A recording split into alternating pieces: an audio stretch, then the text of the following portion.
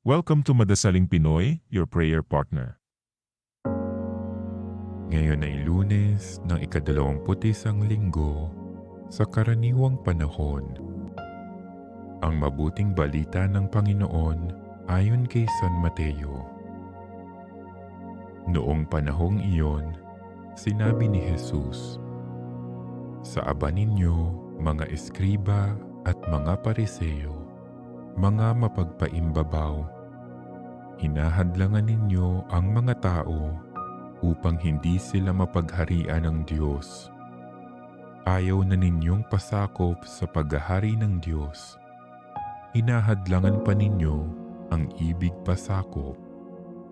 Sa aba ninyo, mga eskriba at mga pariseo, mga mapagpaimbabaw, inuubos ninyo ang kabuhayan ng mga babaeng balo, at ang sinasangkalan ninyo'y ang pagdarasal ng mahaba. Dahil dito'y lalo pang bibigat ang parusa sa inyo. Sa aba ninyo, mga eskriba at mga pariseo, mga mapagpaimbabaw, nilalakbay ninyo ang karagatan at ginagalugad ang buong daigdig. Makahikayat lamang kayo ng kahit isang hentil sa pananampalatayang Hudyo. At kung makahikayat na'y ginagawa ninyong masahol pa kaysa inyo, kaya't nagiging ibayo ang dahilan para siya'y parusahan sa impyerno. Sa aba ninyo, mga bulag na taga-akay, itinuturo ninyo na kung ipanumpa nino man ang templo, walang anuman ito. Ngunit kung ang ipanumpa ay ang ginto ng templo, dapat niyang tuparin ang kanyang sumpa.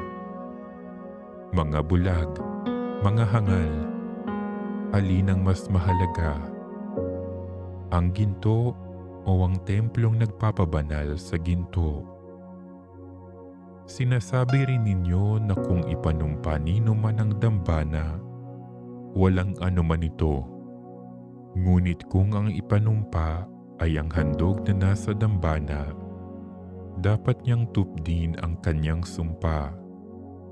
Mga bulag, alin ba ang mas mahalaga? Ang handog o ang dambanang nagpapabanal sa handog? Kaya nga, kapag ipinanumpa nino man ang dambana, ipinanunumpa niya iyon at ang lahat ng handog na naroon.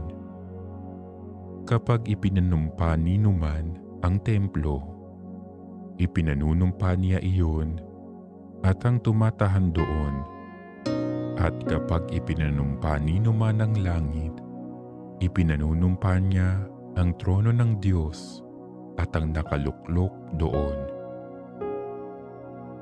Ang mabuting balita ng Panginoon.